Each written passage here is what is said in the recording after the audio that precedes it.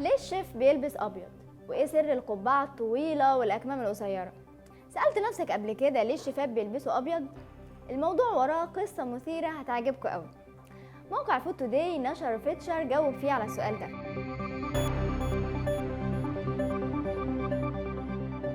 ازاي الرسم للشيفات ما اتعملش من يوم وليلة؟ لا، ده في ناس فكرت في شكله شكل القبعة المنفوخة اللي بيلبسها دايما الشيفات، ومن أكتر من 200 سنة قامت الشيف ماري أنطوان باختراع تصميم شكل زي الشيفات، وكانت بتعتقد وقتها إن الطباخين لازم يلبسوا زي موحد زيهم زي الأطباء والمحامين. أما اختراع القبعة البيضاء النقية والمسطحة دي كانت دليل على النقاء والنظافة.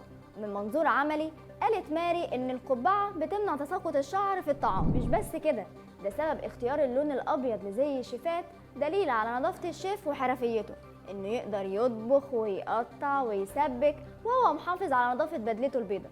وكما إن اللون الأبيض معروف إنه بيعكس الحرارة، الأكمام القصيرة برضو وراها سر، هو إن الشيف بيتفادى سقوط الأكمام في أي صوص بيعمله وأي أكلة بيطبخها. عشان كده الأكمام القصيرة عملية أكتر. استنونا في حكاية جديدة من موقع فود توداي. كانت معكم ندى باهي.